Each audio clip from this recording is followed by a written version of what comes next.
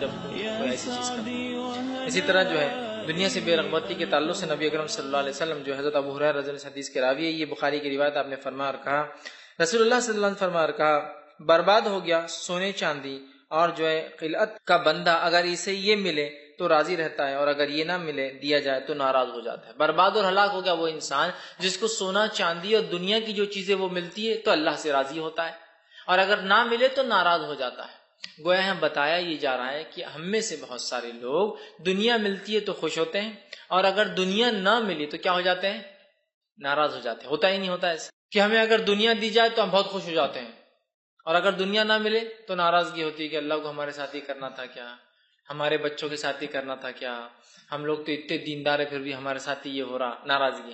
اور اگر دنیا مل جائے تو بس اللہ نے تو فضل کر دیا بھائی، اس کی عبادتوں کا بدلہ دے دیا، ذکر و اذکار کا بدلہ دے دیا، فلاں ہو گیا. تو دنیا ملے تو خوش، دنیا نہ ملے تو ناراض. تو آپ سب فرما رہے ہیں کہ ہلاک اور برباد ہو گیا وہ شخص، لعنت ہے اس شخص کے اوپر کہ جس کو سونا چاندی ملے تو راضی ہے رب سے، اللہ سے راضی ہے، دین سے راضی ہے، اور نہ ملے تو پھر ناراض ہو جاتا ہے کہ یار یہ کیا ہو گیا ہمارے ساتھ، ایسا کیوں ہو گیا ہمارے ساتھ. تو ایسا نہیں ہونا چاہیے. ہمیں ہر حال میں دنیا میں جو دیا گیا ہے تھوڑا یا زیادہ اس میں خوش رہنا چاہیے، اور جو کچھ دنیا کا ہم حاصل کریں یہ بات یاد رکھیں کہ حلال طریقے سے کریں. یہ خود دنیا سے منہ موڑنا ہے نا. حرام سے بھی آپ کما سکتے ہیں، آپ حلال سے کماتے، دنیا سے منہ موڑ رہے ہیں. آپ کو اللہ نے بہت کچھ دیا، دنیا چاہتی ہے کہ آپ اپنے اچھے گھر بار فلاں چیزیں کریں، آپ اللہ کی راہ میں خرچ کرتے ہیں، دنیا سے بے رغبتی. یاد رکھیں مال کا ہونا نعمت ہے، مال کو صحیح جگہ خرچ کرنا یہ دنیا سے بے رغبتی ہے. ورنہ لوگ مال کماتے ہیں، حلال سے کماتے ہیں اور جمع کر کے اپنے لگتے، اپنے نفسوں پہ خرچ کرتے، اپنے نفسوں پہ خرچ کرتے، اسی میں مر جاتے ہیں. یہ بھی بڑے عجیب معاملہ ہے. حلال تو کماتے ہیں، پوری زندگی صرف اپنے نفسوں پہ خرچ کرتے ہیں. دنیا سے اتنی محبت ہے کہ وہ اپنے لیے سب کچھ، اس کو ہمیں یاد رکھنا چاہیے. یہ بڑی اہم چیز ہے، یاد رکھیے. بہت سی بار ہوتا ہے مساجد کے چندے، مدارس کے چندے، دینی درسگاہوں کے لیے لوگ چندے جمع کرتے، تو کبھی کبھی تعجب اور سوچ ہوتی ہے کہ ایک اگر چھوٹے سے اورنگ آباد جیسے شہر میں 100 لوگوں کی اگر شادیاں ہوتی ہیں، 100 لوگوں کی 100، تو یہ 100 لوگوں کی شادیوں میں کم از کم کیا امید کرتا ہے کیا خرچ ہوتا ہوگا؟ ایک آدمی کی شادی میں 1 لاکھ روپیہ ہوتا ہوگا نا کم از کم. زیادہ زیادہ 10 لاکھ والے اور 20 لاکھ والے پلیئر ہی ملیں گے آپ کو، 1 کروڑ والے پلیئر وہ چھوڑ دیجیے، کم از کم ایوریج 1 لاکھ. 100 شادیوں میں 1 لاکھ روپیہ اگر ایک شادی میں خرچ ہوتا ہے تو آپ 100 کو ضرب دیجیے اگلے 100 سے، کتنا پیسہ خرچ ہوا 100 شادیوں میں. اور کبھی کبھار ایک دن میں 200 شادیاں بھی ہوتی ہیں. اورنگ آباد جیسے یہ چھوٹا شہر ہے، بڑے شہروں کی تھی مثالیں اور الگ ہیں. کتنا پیسہ خرچ ہو رہا ہے؟ 1 کروڑ روپیہ کہیں میں خرچ ہو رہا ہے شادی میں.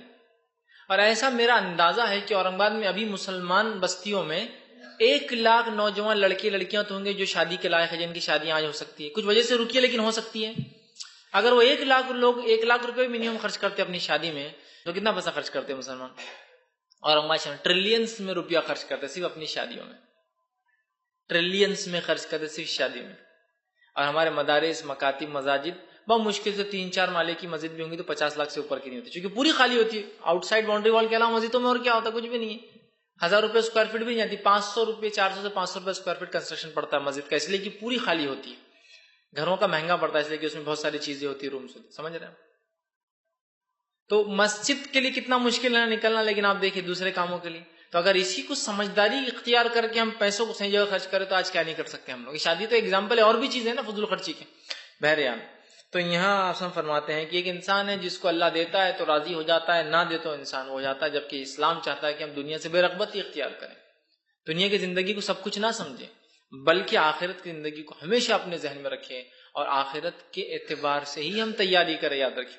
آئیے اسی طرح جو ہے ایک اور روایت سے